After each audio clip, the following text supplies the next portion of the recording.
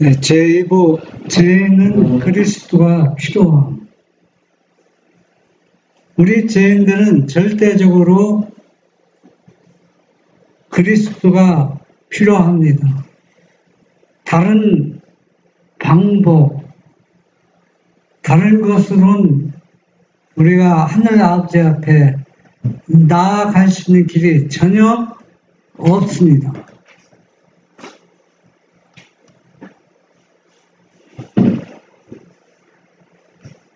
로마서 8장 7절에 보면은 육신의 생각은 하나님과 원수가 되나니 이는 하나님의 법에 굴복지 아니할 뿐 아니라 할 수도 없습니다. 옛날이나 지금이나 사람들은 하나님을 믿으면서 구원을 얻고자 여러 가지 수단과 방법을 다 동원해서 하나님을 믿지만 그러나 모든 사람이 다 실패하고 말았습니다. 오직 우리가 구원을 얻는 한 길, 한 진리가 있는데 이는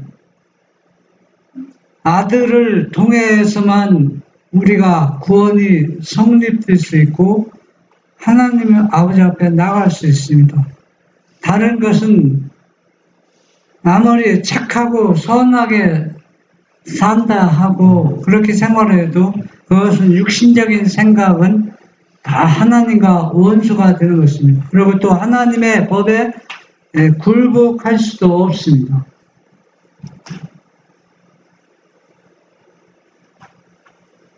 사람은 본래 고상한 능력과 공정한 마음이 풍부되었다. 그의 본성은 완전하였고 하나님으로 더불어 융화되었다. 그의 사상은 순결하였고 그의 목적은 신성하였다. 그러나 불순종으로 말미암아 그의 능력은 악용되어 사랑의 자리는 이기심으로 점령한 바 되었다. 그의 천성은 범죄로 말미암아 너무 약하여졌으므로 그 자신의 힘으로는 악의 세력을 저항하기가 불가능하게 되었다. 처음에 아담이 이 땅에서 창조함을 받았을 때는 완전하고 고상한 능력과 그 마음에 선한 사상이 가득 차 있고 너무 순결해 있고 그의 목적은 다 선하고 신성하였습니다. 그러나 그가 불법을 행함으로 하나님의 법을 순종하지 아니함으로 인해서 이 선하고 또 아름다웠던 그 본성은 완전히 악하여지고 그 마음에 사랑의 마음이 일어나기보다는 이기심과 남을 미워하는 마음으로 가득 차게 되었습니다. 그래서 자신의 힘으로는 아무리 의지력으로 선으로 악을 이기려 해도 이 악을 이길 수가 없습니다. 그래서 이 악의 세력을 저항하기에는 불가능하게 되었다는 얘기입니다. 사람은 사단에게 사로잡힌 자가 되었으니 만약 하나님이 특별히 간섭하시지 아니하셨다면 그는 영원히 그대로 사로잡힌 자가 되었을 것이다. 인류 창조 후에 하나님의 계획을 실패케 하고 이 세상을 재화와 황폐로 충만케 하려는 것이 유혹자 곧 사단의 목적이다. 그리고 그는 이 모든 재화가 하나님의 인류를 창조하신 사업의 결과로 된 것이라고 비난하는 것이다. 이 사단은 자기가 하나님께 불순종하기 전에는 너무나 아름답고 행복한 생활이었지만은, 그러나 그가 하나님의 법을 어기고 죄를 지었을 때 그 고생했던, 순결했던 그 속성들이 다 사라지고 악으로 가득 차게 되었습니다. 그래서 이와 같이 사람은 이 악한 존재 사단에게 완전히 사로잡혀 되어서 하나님이 이 일에 간섭하지 않으면은 모든 인간은 너무 악해져서 이 땅에서 생명을 존재할 수도 없습니다. 우리가 하나님을 믿든 안 믿든 간에 하나님의 보호와 은혜 아래에서 인간이 지금 존재하고 살아가고 있습니다.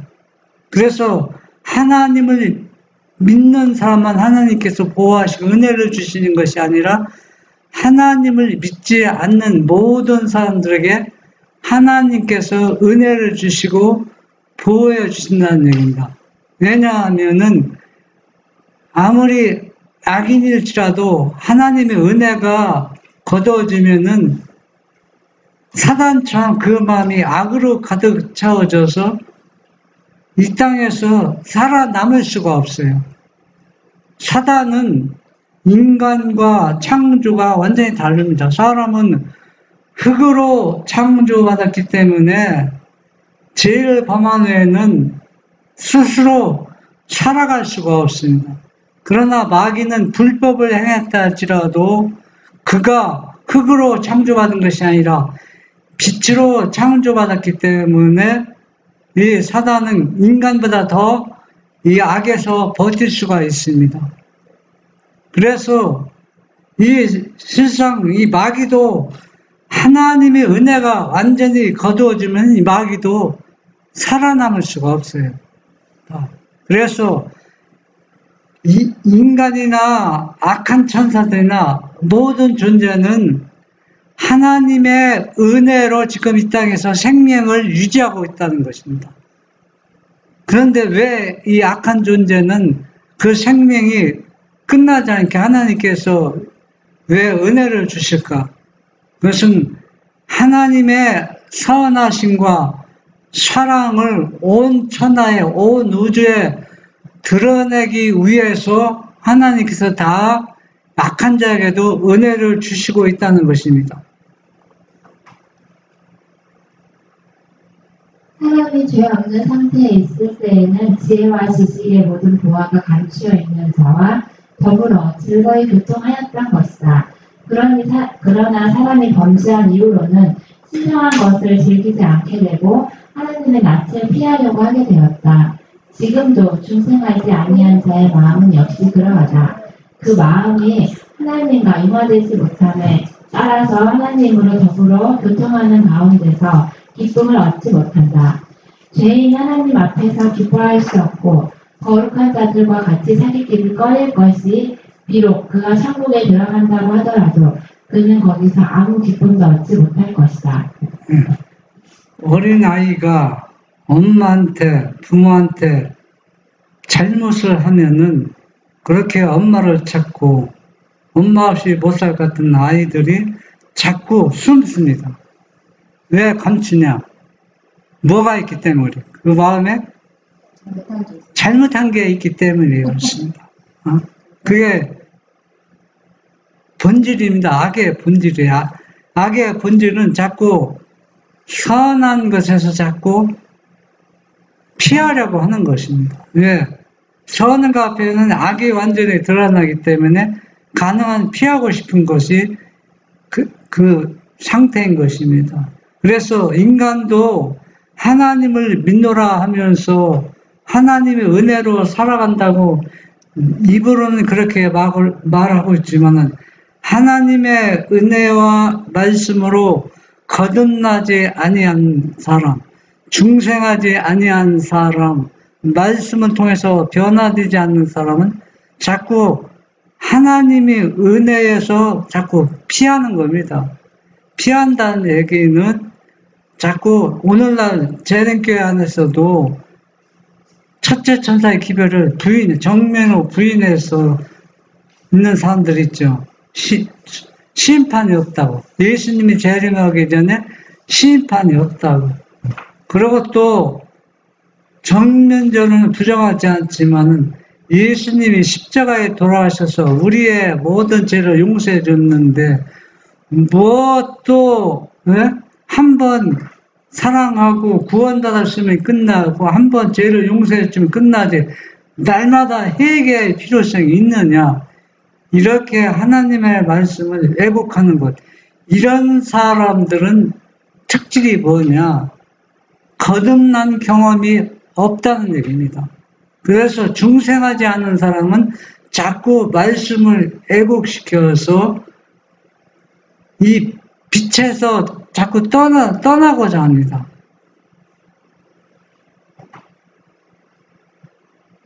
이기심 없는 사랑이 지배하는 거기에서 각자의 마음이 무한하신 사랑을 가지신 하나님의 마음과 서로 통하는 거기에서 죄인의 심금에는 아무런 공명도 없을 것이다.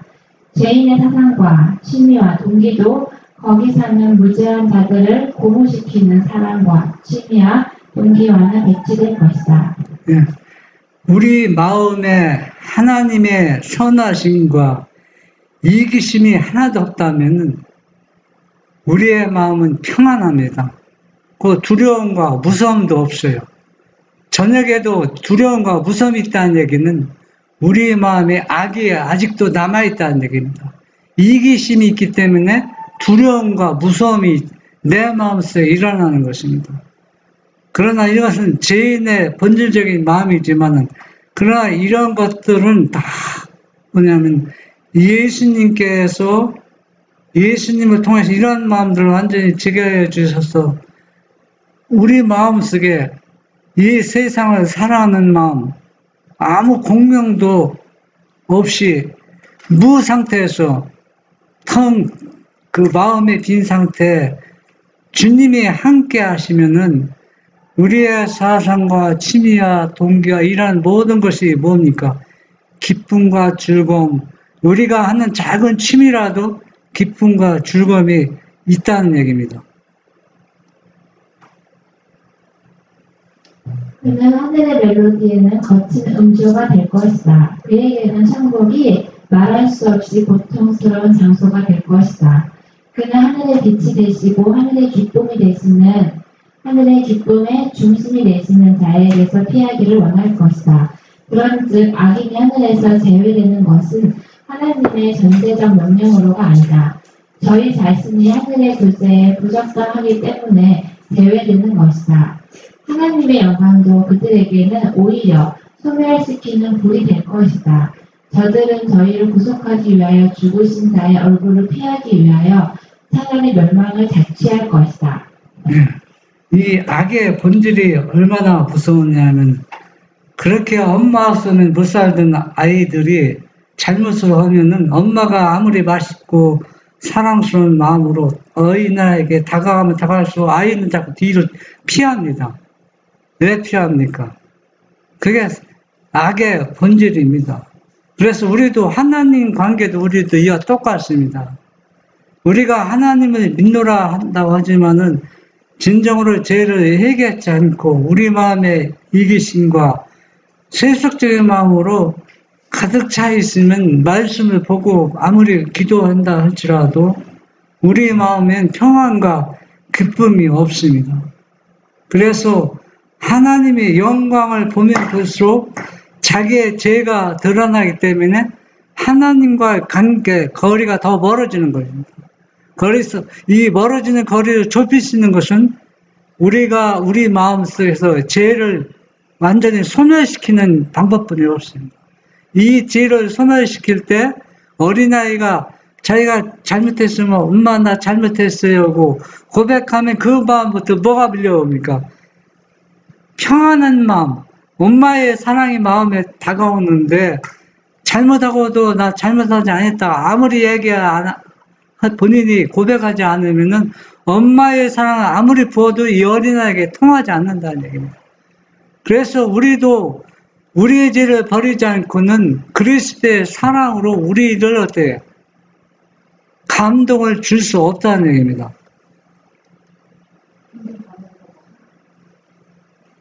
우리는 우리가 빠진 죄의 구렁텅이에서 우리 자신의 힘으로 피해 나올 수는 없다. 우리의 마음은 악한데 우리가 그것을 고칠 수 없다. 누가 깨끗한 것을 더러운 것 가운데서 낼 수 있으리까? 하나도 없나이다. 육신의 생각은 하나님과 원수가 되나니 이는 하나님의 법에 굴복지 아니할 뿐 아니라 할 수도 없습니다. 교육과 수양과 의지력의 연단과 인간의 노력은 각각 상당한 분한을 가졌으나 이것들이 마음을 변화시키는 일에는 무력한 것이다. 예. 그 사람의 본질이 얼마나 악하고 선한지 사람들이 여러분 이게 새와 교류할 수 있으니까 교류가 안 되죠. 그런데 그 마음의 악을 다 버리고 그 마음에 그 예수님 그 사상으로 가진 사람들은 새들이 도망을 안 가요. 새들이 왜? 그 마음을 알고 감지했기 때문에. 그래서 우리도 죄에서 떠난 상태는 모든 것이 뭐로 갔냐면은 하늘의 평화와 은혜를 가득 차 있기 때문에 이 만물이나 모든 자연계에도 피하지 않는 것입니다. 또 우리도 예수님을 피할 필요가 없어요. 그분에게 더 가까이 가려고 노력하기보다도 더 가까이 가면 갈수록 그분의 사랑과 은혜가 내 마음에 감지되기 때문에 더 가까이 가고 싶은 마음이 마음속에 일어나는 것입니다. 그런데 그런 것들을 다 차단시키는 것은 뭐냐? 죄 때문에 그렇다는 얘기입니다.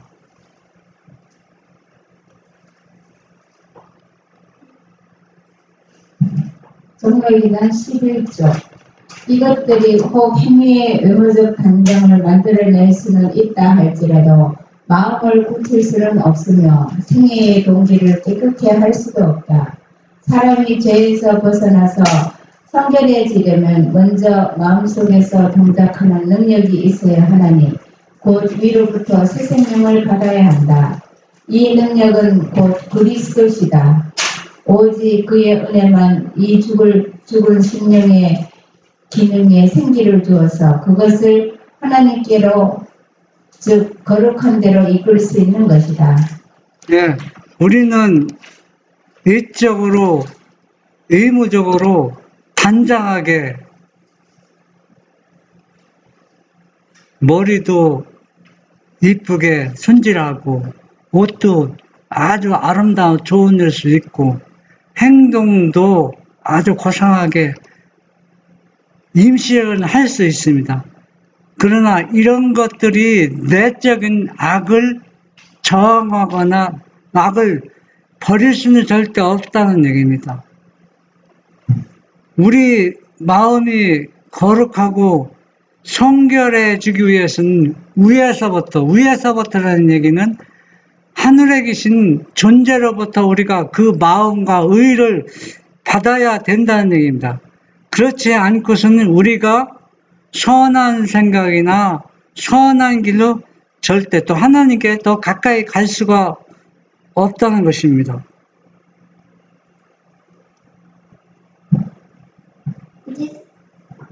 주께서 말씀하시기를 사람이 거듭나지 아니하면 즉 사람이 새 마음과 욕망과 새 목적과 새 동기를 받아 그것들로 생에 들어가지 아니할 것 같으면 하나님 나라를 볼 수 없다고 하셨다. 모순죄대로 사람에게 범죄하고 있는 선을 개발시키기만 하면 좋다는 그런 지명적 오해이다. 예. 참, 오늘날, 그 사람들이 하나님을 진실히 믿는지 모르지만은, 그러나 기도하고 명상하면은 누군가가 자기 마음에 존재가 온다는 얘기입니다. 존재가 와서 또 여기에 앉아서 미국에도 볼 수가 있고 세계 각처의 모든 것들을 볼 수가 있다는 얘기입니다. 이거는 하나님이 영이 존재하는 것이 아니라 악의 영이 존재하는 것이라고 볼 수밖에 없어요. 왜냐하면 하나님의 영은 거듭난 사람, 죄를 버린 사람 마음속에 하나님의 영이 존재하는데 죄를 버리지도 않고 회개하지도 않았는데 이러한 천연적인 능력이 행사한다는 얘기는 악의 존재로밖에 볼 수밖에 없다는 얘기입니다. 말세에 되면 이러한 일들이 더 많이 우리 주변에서 일어날 것입니다. 그런데 한 가지 우리가 하나님의 말씀으로 꼭 감지해야 할 것은 뭐냐? 사람마다 다 거듭났다고 주장하는 사람들이 많이 있어요. 그런데 거듭난 사람은 외적 행동으로 그가 거듭난 것처럼 보일 수 있어요. 그러나 그러한 외적 행실로는 주위 사람들의 마음의 평안과 그 기쁨을 나눠줄 수는 없어요. 본인은 기뻐할지 모르지만은 옆에 있는 사람들에게는 하나 어떤 기쁨이 하나 감지가 안 된다 입니다. 그래서 이 얘기는 무슨 얘기냐?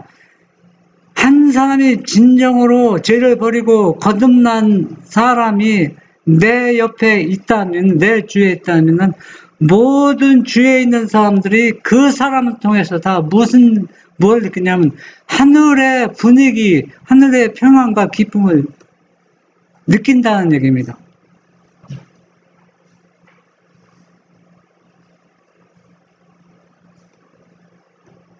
육에 속한 사람은 하나님의 성령의 일을 받지 아니하나니 저희에게는 미련하게 보이니요 또 깨닫지도 못하나니 이런 일은 영적으로야 분별합니다.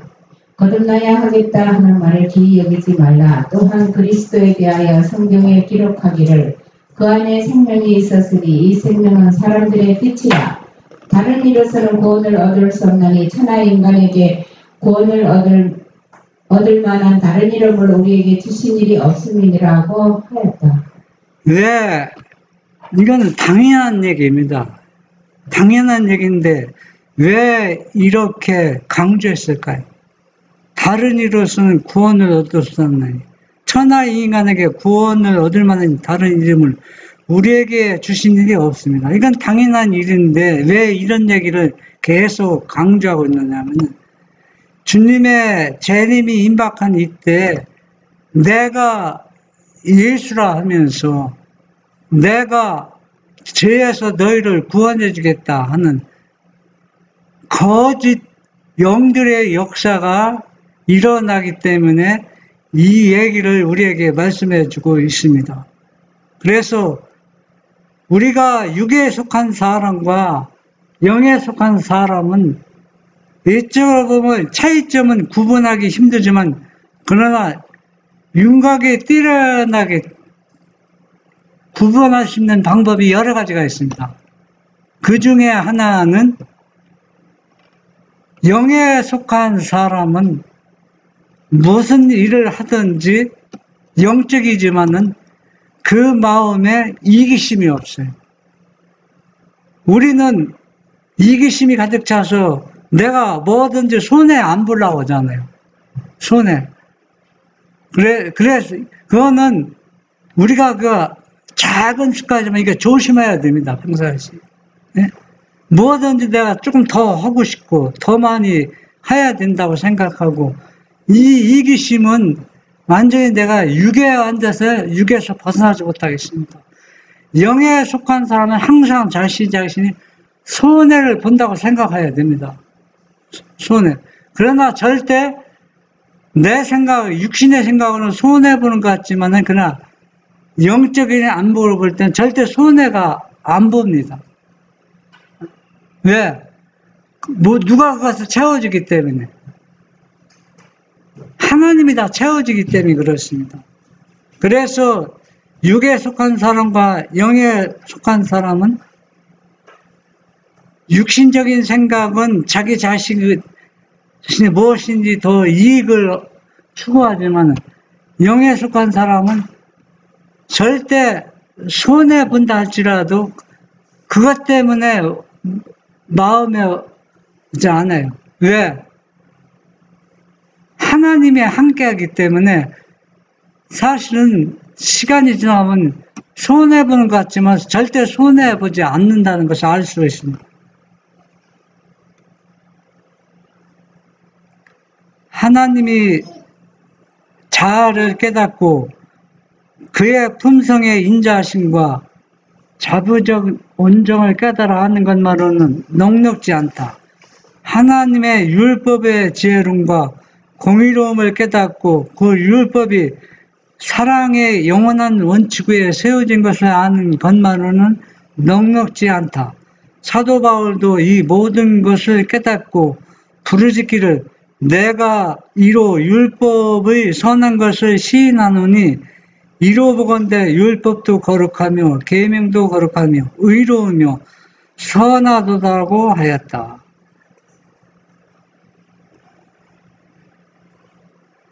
우리가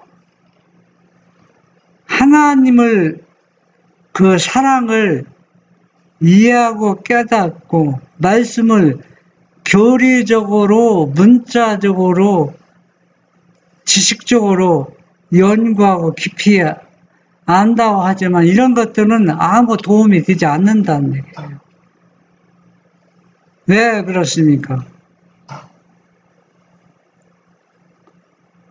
우리 마음에 우리가 그것을 진정으로 그 필요성을 느껴야 됩니다. 아버지의 절실한 그 자비의 사랑과 의의 그 아름다운 속성이 내가 필요로 느끼지 아니할 때 그것들이 내 마음에 다가오지 않아요. 그 문자적으로 원한다, 필요하다, 그렇게 추상적으로 생각하는 것들은 나에게 아무 도움이 안 된다는 얘기입니다.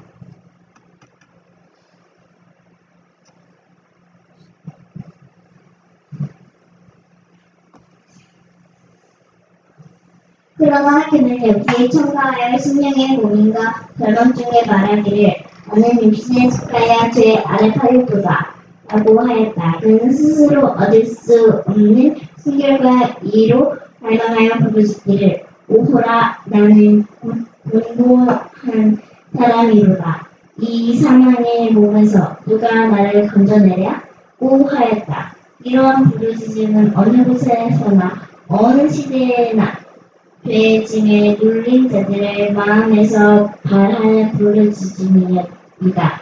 이런 모든 부르짖음에 대한 답은 다만 하나뿐이니 곧 세상 죄를 지고 가는 하나님의 어린 양을 보라 합니다.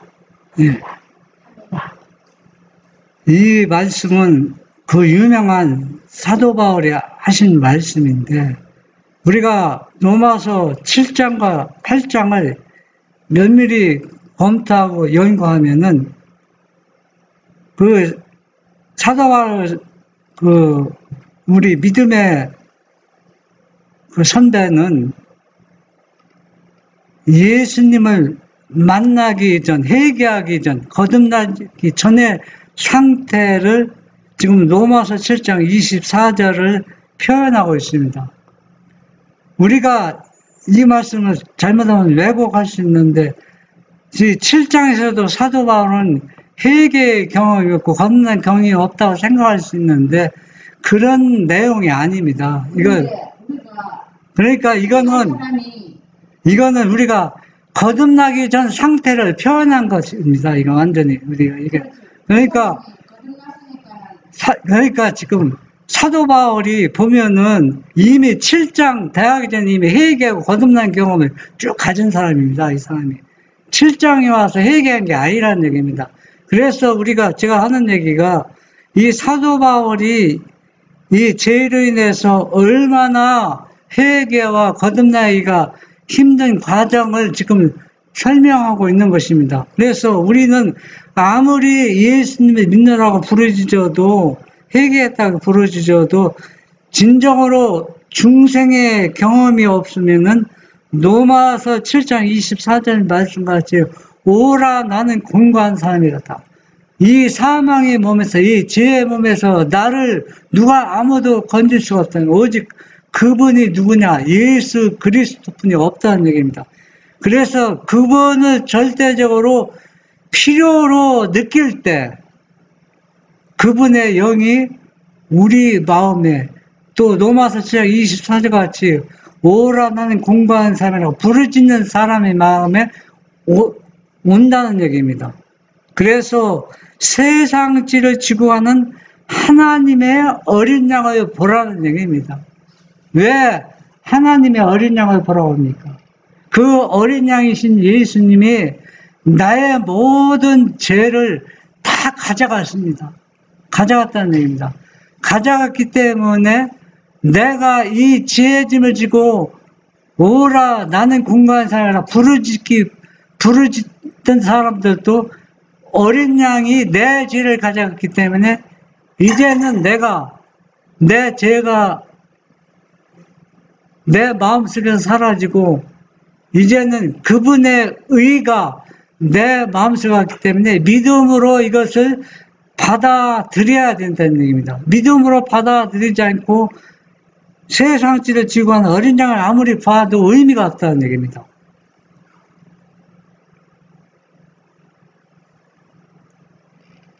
죄의 짐에서 벗어나기를 갈망하는 자들에게 이 진리를 설명하여 명백히 가르쳐 주기 위하여 하나님의 성령은 여러 가지 표상을 사용하셨다.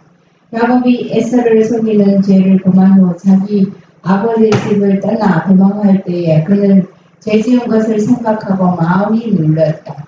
네. 이삭에게는 아들 형제가 있었죠. 큰아들 에서와 또 동생 야곱이 있었는데, 이 야곱은 오늘날 그리스도인으로 본다면은 기도하기 좋아하고, 또 하나님 말씀 보기 좋아하고, 또 말씀대로 순종하기 좋아하고, 그래서 그 마음에 항상 뭐를 가졌잖아요. 영적인 사람이 하늘의 아름다운 사상 생각으로 가득 찬 생활과 그런 생활로 꿀지어지고 있는데, 어느 날 갑자기 아버지를 속이고 하나님을 속이고 큰 죄를 지었을 때, 이제는 형이 자기를 죽이려 할 때 자기 생명을 지탱하기 위해 가정에서 도망갈 수밖에 없어. 도망하여서 방랑자가 되었을 때 야곱의 마음에 짐에 힘이 눌리고 범민은 무엇을 쓰느냐? 이 자기 죄 때문에 하나님과 분리되었다는 생각, 그 마음에 견딜 수가 없었습니다. 왜냐하면 이 야곱은 영적인 사람이기 때문에 영적으로 하나님과 교제하는 것이 그렇게 아름답고 좋았는데, 이제는 자기가 죄를 지어서 그분과 분리되었다고 생각하니 그 고통과 범민을 견딜 수가 없었던 것입니다. 자기 생일에 회개하는 모든 것을 떠나 외로운 방향자가 되었는데, 아무 다른 것보다도 배신을 그는 하는 가진 생각에 자기 죄가 자기를 하나님께로부터 끊어지게 하고 자기가 하나님께서 버림을 받게 되었다는 공포심이었다. 그는 슬픔 중에 자려고 맨 땅 위에 누우니 삶에는 쓸쓸한 언덕뿐이요 위에는 별들이 반짝이는 하늘이 없다. 네, 한번 생각해 보세요. 그렇게 아름다웠던 영적인 사람이 죄를 짓고 난 후부터는 쓸쓸하게 집에서 사랑하는 가족들과 다 떨어져서, 어? 지금 들판에서 잤는데 뭐 평안하겠습니까? 하늘을 보면서 그날은 유난히도 별이 더 반짝거렸겠죠. 예? 하늘은 저렇게 가까이 있는 것 같은데 그 마음에 그 쓸쓸한 언덕을 바라보면서 이 하늘을 바라보면서 그 마음에 죄가 얼마나 무서운지 그것을 절실히 얼마나 깨닫고 느꼈겠습니까? 그가 잠이 들었을 때 문득 이상한 빛이 나타나 보였는데 그가 누운 땅에서부터 하늘문까지 닿은 매일 큰 사다리가 있고 그 사다리 위로는 천사들이 오르락내리락 하였다. 그때 위 광명대에서부터 미안과 희망의 기별을 지나 하나님의 음성을 들렸다. 이리하여 야곱은 그의 심령에 요구와 갈망을 채워주시는 자 그들을 알게 되었다. 그는 기쁨과 감사한 중으로 죄인이었던 자기가 하나님과 다시 교통하시는 길이 열린 것을 깨닫게 되었다. 그의 꿈에 나타나는 신비한 사다리는 하나님과 사람 사이의 유일한 교통의 중재자이신 예수를 표현하는 것이었다. 야곱이 전적으로 회개하고 모든 죄를 버렸지만 그 마음에 번민은 사라지지 않고 그렇게 쓸쓸하게 들판에서 혼자 잠을 자는데 꿈을 꾸었는데 꿈속에서 뭘 봤어요? 자기가 누운 곳에서 사다리가 하늘가에 닿았는데 천사들이 오르락내리락 하는 걸 보았습니다. 이것은 무엇을 상징한다고요? 교통할 수 있는 길, 하나님과 교통이 끊어졌다고 생각했는데 끊어진 것이 아니라 교통할 수 있는 교류가 다시 이루어진 것. 이거는 누구를 상징한다고요? 우리를 죄에서 구원하실 예수 그리스도가 중재자이신, 우리가 하나님께 죄 때문에 가까이 갈 수 없는 것은 예수님을 통해서, 예수님은 그 중재를 통해서 우리가 아버지 앞에 나아갈 수 있다는 얘기는 우리가 죄를 버리고 구원을 받을 수 있다는 그 표상적인 것을 우리가 보여주는 것입니다.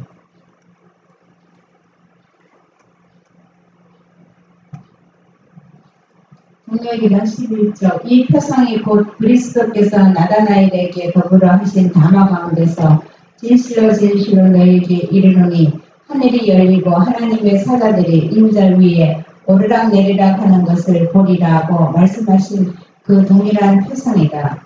사람은 배반함으로 자신을 하나님과 멀어지게 하였고 이 세상은 하나님과 하늘과 분리되었다. 이 두 사이에 있는 구름텅이를 건너서 서로 교통할 수 없게 되었다. 네, 지금도 똑같아요. 지금도 우리의 죄가 예수님께 다 맡기고 우리의 심령이 깨끗하면은 지금도 사다리로 천사가 오르락내리는 거 볼 수 있다는 얘기다. 영적으로. 뭐 나다넬 시대 또 야곱 시대 그때만 구간된 것이 아니라 지금도 이 표상적인 것, 이 중재자인 예수님을 그런 모습으로 우리가 볼 수 있다는 얘기다. 그런 모습을 내가 내 눈으로 직접 본다면 우리는 어때요? 마음의 확신과 기쁨을 가지고 그분 앞에 더 가까이 나갈 수 있는 것이 아니겠습니까? 다음 기쁨보다도 강한 사람으로서 이 세상의 당신의 자녀들을 지킴이 사모하신다. 그는 당신의 아들을 주심으로써 원하늘을 선물로 우리에게 주셨다. 구세주의 생애와 사랑과 중고 천사들의 봉사, 당신의 탄압, 마사를 통하여 역사하시는 하나아버지, 하늘 주민들의 꿈을 하느니 이 모든 것이 우리의 구속을 위하여 변환되었다. 참 우리가 이걸 아무리 이해할 수 없는 일들이 많이 있습니다. 인간은 얼마나 연약하고 보잘것없는 존재들입니까? 이러한 인간들을 구원하기 위해서 자기 아들을 희생제물로 내놓고 또 온 하늘을 다 천사나 하늘의 모든 것을 다 동원해서 우리를 도와서 우리를 어디에 데려가게 하기 위해서 하늘로 데려가기 위해서 하늘 주민들과 합류하기 위해서 온 이 구속을 위해서 모든 것을 동원하는 이 사랑을 우리가 어떻게 다 이해하고 깨닫게 될 수 있습니까?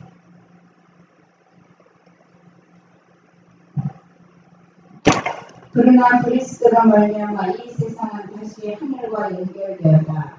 그리스도께서는 당신의 공으로 죄가 만들어놓은 구름통에서 다리를 넣으심으로써 우림을 받은 천사들로 사람들과 교통할 수 있게 하셨다. 그리스도께서는 연약하고 속절없는 타락한 인류를 무한한 능력의 근원이신 자와 연결시키셨다. 네, 그리스도께서는 당신의 그 어린 양으로서 피 흘리신 그 속죄물을 통해서 아버지 앞에 나갈 수 있는 길을 완전히 마련해 주었습니다. 그래서 이 그리스도 통해서만 우리가 이 공로를 입어서 하늘의 아버지 앞에 나갈 수 있는데 누구의 도움이 받아야 우리가 예수님께 나아가게 되고 죄를 회개하는 거 이건 다 오류고 이단입니다.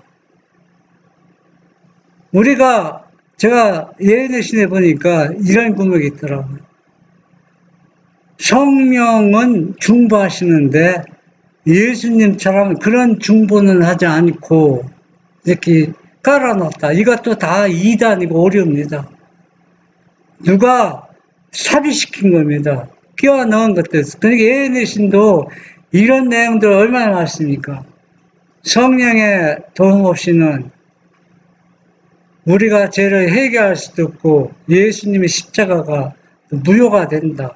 그러면은 예수님의 나갈 수 있는 길은 예수님이 죄를 회개하기 위해서 우리 죄를 가지고 십자가에 돌아가시는데 이 회개도 우리가 죄 용서도 누군가 도움을 받아야 예수님이 희생제물이 우리의 죄를 다 받아준다 하면은 예수님 십자가도 아무 의미가 없고 모든 성경이 다 모선투성이요 오류투성입니다. 그러나 이런 것들은 다 사단이가 파놓은 다 함정입니다. 그래서 여기에서 성령이 도움 없이는 예수님께 나갈 수도 없고 죄를 회개할 수도 없고 십자가가 무용지물이 된다는 얘기는 우리가 정확히 표현하는 이야기입니다. 예수님 이 땅에서 인성을 쓰시고 인간과 33년 동안 같이 생활하시고 인간의 마음을 다 아시고 살피시고 또 십자가에 돌아가셨다가 부활하셨는데 그분 인성을 쓰셨던 그분의 영 도움이 없이는 우리가 십자가를 바르게 이해할 수도 없고 우리의 죄를 회개할 수 없다는 표현입니다. 그분이 인성을 쓰셨기 때문에 우리의 죄된 인간의 마음을 정확히 파악하시고 이해하기 때문에 그분이 인성을 쓰셨던 그분의 영이 우리를 도와서 어떻게 죄를 회개하고 그분 앞에 나아갈 수 있는 길을 마련해 주는 것을 한 얘기지 예수님과 관계없는 다른 영, 그 성령을 얘기하는 게 아닙니다. 만약에 그렇게 믿으면은 그 사람은 절대 죄를 회개할 수도 없고 구원이 성립될 수 없습니다. 그래서 우리는 그리스도께서만 이 일을 할 수 있는 것입니다. 왜? 그분만이 중재하는 겁니다. 중재는 다른 어떤 누가 중재해서 우리가 아버지 앞에 나가는 게 아니라는 얘기입니다.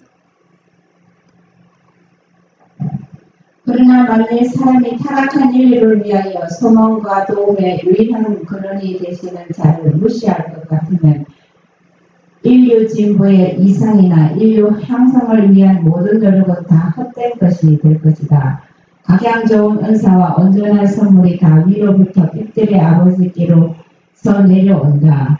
그를 떠나서는 참으로 아름다운 품성이 있을 수 없다.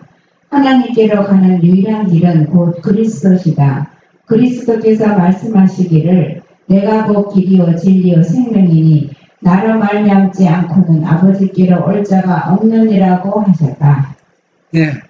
우리는 이 십자가에 돌아가시고 부활하시고 하늘에 승천하시고 또 오순절날 제자들 마음에 임했던 그분의 영에 또 오늘날도 우리를 도와서 우리를 회개케 하고 또 그리스도께 가까이 나가게 하는 것입니다.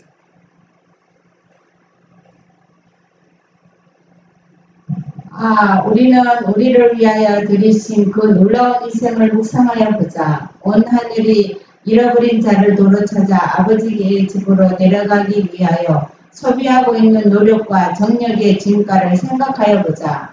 이보다 더 강한 동기를 가지고 이보다 더 강력한 동력을 사용할 수는 없는 것이다. 네, 우리가 한번 생각해 봅시다. 전능자가 온 우주를 창조하신 예수 그리스도가 인간을 구원하기 위해서 또 이 죄를 지었기 때문에 죽을 수밖에 없는 이 사람들을 얼마나 사랑하는지 이 전능자가 한 인간의 연약한 인간으로 이 땅에 오셔서 33년 동안 인간과 똑같은 생활을 했다는 거 여러분 이해가 됩니까? 이해할 수 없는 겁니다. 이 전능자가 어떻게 사람과 똑같은 모양으로 이렇게 수십 년 동안 인간을 구원하기 위해서 하나님의 사랑을 나타나기 위해서 이렇게 할 수 있습니다. 이보다 더 큰 동기를 가지고 우리가 우리를 구원하시기 위해서 이루어 놓으신 이 구속의 경륜을 우리가 어떻게 다 이해하고 표현할 수가 있습니다. 하늘을 다 동원한다 할지라도 우리는 이 구속의 경륜을 다 이해하고 표현할 길이 없습니다. 모든 행위에 대한 가분한 상급, 하늘의 즐거움을 누리는 것, 천사들과의 교제, 하나님과 그 아들과의 교통하며 사랑하는 것, 영원한 시대를 통한 우리의 모든 기능의 향상과 발달, 이 모든 것들이 과연 우리로 하여금 우리의 창조자와 구속주에게 충심으로 사랑의 봉사를 하게 하는 큰 자극과 장려가 되지 않을 것인가. 예. 우리는 지금 현재 볼 때 예수님을 믿는 것이 불이익당하고 어려움이 있는 것 같지만은 그 미래에 있을 이러한 상급들을 바라보면서 우리에게 구속주에 대한 충성심과 또 예수님을 믿는 이 믿음에서 우리가 멀리 가지 않고 모든 죄와 유혹에서 이러한 것들을 생각하면서 우리가 이겨나가는 것입니다. 그리고 이러한 반면에 죄에 대하여 내리시는 하나님의 행동, 회피할 수 없는 보호, 우리 품성의 타락, 최후의 멸망되는 사상을 섬기지 말라고 경계하는 하고로 하나님의 말씀과 경계하는 정보로 우리가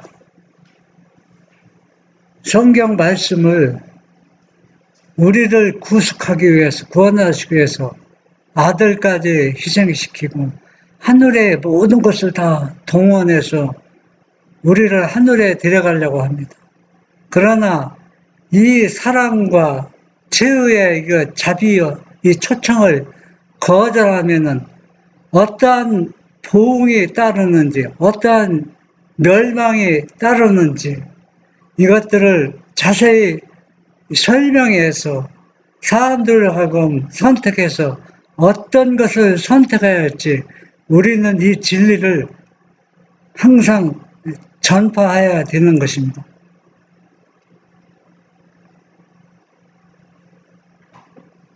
우리가 하나님의 자비에 대하여 무심할 것인가? 하나님께서 이 이상 무엇을 더 하실 수 있을 것인가? 우리는 말할 수 없는 사랑으로서 우리를 사랑하신 자와의 관계를 바로잡자. 우리는 하나님의 형상대로 변화되어서 부르심을 받는 천사들과 사귀며 하늘 아버지와 아들과 융화되어 교통할 수 있기 위하여 하나님께서 우리를 위하여 준비하여 두신 방법을 잘 이용하자. 네. 우리가 하나님 앞에, 예수님 앞에 더 가까이 갈 수 있는 모든 것들이 동원되었고 준비된 것들이 많이 있습니다. 이것들을 다 어떻게 하라는 게 이용해서 우리의 품성도 또 우리의 마음도 다 그분과 더 긴밀히 더 가까이 교통할 수 있는 그러한 길로 우리가 말씀대로 순종하는 우리 모두가 되기를 바랍니다.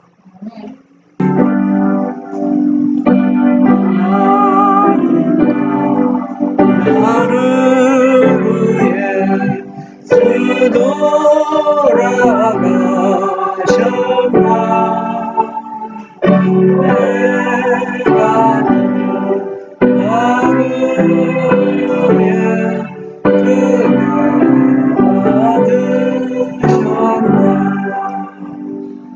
내가 지은 죄를 위해 보혈을 입으셨네 그 신부는 얼굴에 잠이 정신없다 나의 주님 공경할 때 어둠이 너그려 하늘 같은 빛을 잃고 감격게 되었네 슬픈